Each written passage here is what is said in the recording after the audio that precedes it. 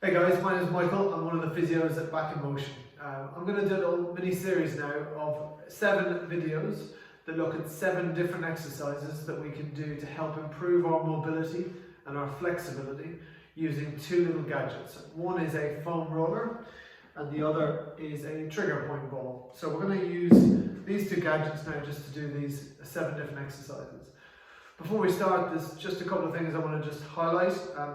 Firstly, why would we do this? Well, these are areas that we're going to try and target that you may feel have just stiffened up due to doing a bit more exercise, a bit more walking or a bit more running.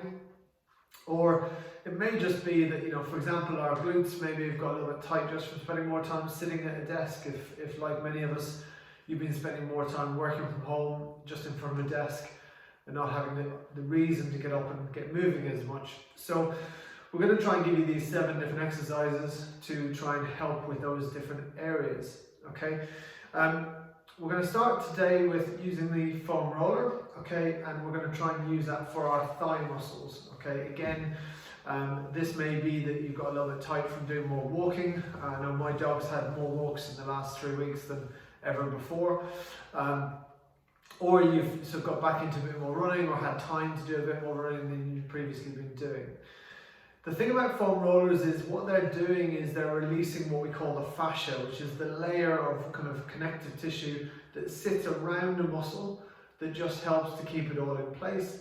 And as well as the muscle getting tight, sometimes that fascia can just get a little bit tight, a little bit restricted.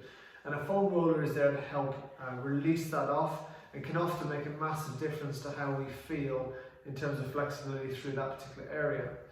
The big thing is that most people don't use a foam roller correctly. Even in gyms and even in some physio clinics, I've seen many people use a foam roller incorrectly. There's 2 really important factors here. We need to make sure we moderate and don't have too much pressure on the roller. And secondly, the speed of which we use it. Okay, so the foam roller should be a very slow release, not something where we're kind of rolling out pastry back and forth and back and forth.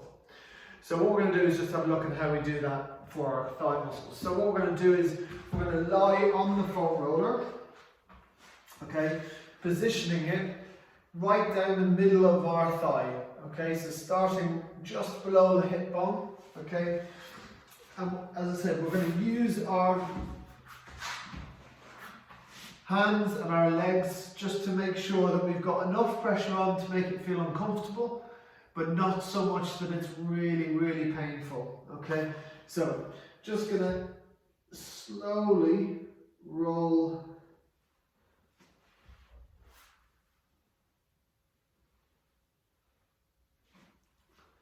and as you can see, it really is, so we're hopefully gonna take somewhere in the region of 20 to 30 seconds to get from the top to the bottom, and then we're gonna go back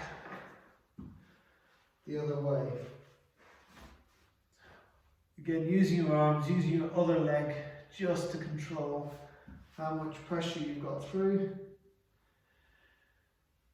And then you're just going to repeat that for about 60 seconds. So in my mind, I'm normally thinking, okay, I'm going to try and get up and down twice.